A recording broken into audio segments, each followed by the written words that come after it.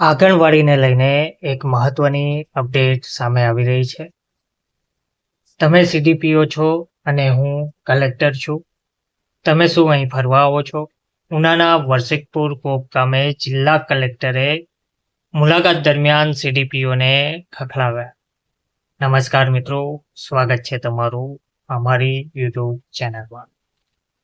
મિત્રો, ગીર સોમનાથ જિલ્લા collector NV Upadhyay એ ઉનાના વર્ષિકપુર તેમજ પોપ ગામે મુલાકાત લીધી હતી. તેમજ ગ્રામજનો સાથે બેસીને સંવાદ પણ કર્યો હતો. વિવિધ સરકારી યોજનાઓનો લાભ બધા જ જરૂરિયાત લોકોને મળી રહ્યો છે તે અંગેની માહિતી મેળવી હતી.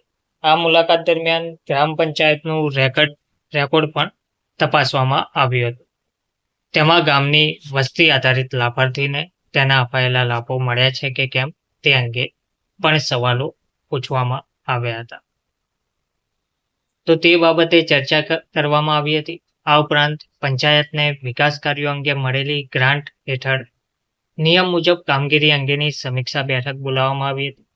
વિવિધ યોજનાઓ અંગેના અપાયેલા ટાર્ગેટ પૂર્ણ થયા છે તે અંગે જાણકારી મેળવવી જરૂરી હતી.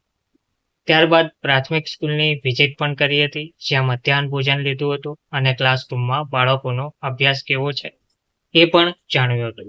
હવે ગ્રામજનો સાથે સંવાદ કર્યો હતો. સહાય બધાને મળી છે કે નહીં એ પણ પૂછવામાં આવ્યું હતું. ગામમાં ચાલતી 3 આંગણવાડીની મુલાકાત લીધી.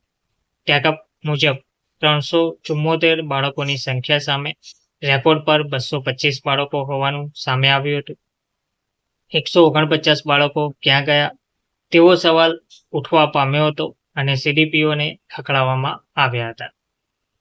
તો આ કામગીરી સામે નારાજગી પણ વ્યક્ત કરવામાં આવી હતી. જરૂરી સૂચના પણ આપવામાં આવી હતી.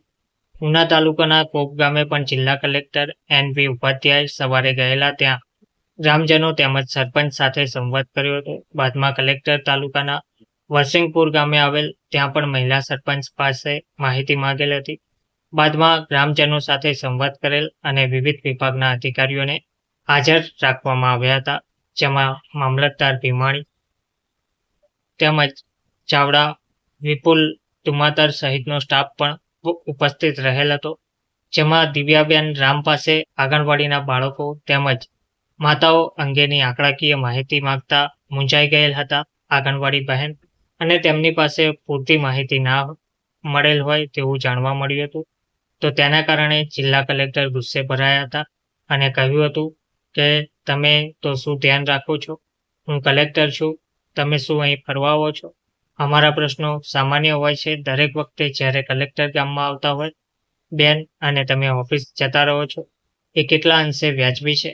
આ રીતના અભિગમ તમારા બંધ કરો. બાદમાં કલેક્ટર પ્રાથમિક શાળાના વર્ગખંડમાં જઈ બાળકો અભ્યાસમાં કેવું શીખી રહ્યા છે એ બાબતે વર્ગખંડમાં ગણિતના દાખલા ગણાવેલ અને ઇંગ્લિશમાં બાળકો કેવો અભ્યાસ કરી રહ્યા છે તે બાબતે ગંભીરતાપૂર્વક નોંધ લઈ શાળાના આચાર્ય વાલિયાને જરૂરી સૂચના આપી હતી. શિક્ષણમાં સુધારો લાવવાનું પણ તેમણે જણાવ્યું હતું. કલેક્ટરના પ્રશ્નો સામે સીડીપીઓ ગલ્લાતલ્લા કરવા લાગ્યા. કલેક્ટર વીએન ઉપાધ્યાય એ વર્ષિકપુર ગામે ચાલતી 3 આંગણવાડી કેન્દ્રોમાં આવતા બાળકોની સંખ્યા સામે ઓછા બાળકો કેમ, એ બાળકો ક્યાં ગયા છે તેમજ માતાઓ અંગે પણ પૂછપરછ કરતા જે મૂંઝવણ ઊભી થઈ હતી. રેકોર્ડ આધારિત માહિતી શોધવા છતાં સંતોષકારક જવાબ ના મળતા કલેક્ટર મેડમને જાહેરમાં ખખડાવી નાખ્યા હતા અને આંગણવાડી કેન્દ્રોની કામગીરી સામે અસંતોષ વ્યક્ત કર્યો હતો. તેમજ શાળામાં શિક્ષકની ભૂમિકા ભજવી પાઠ ચલાવ્યો. કલેક્ટર વિઝિટ મુલાકાત દરમિયાન ઉત્સુક દેખાયા હતા.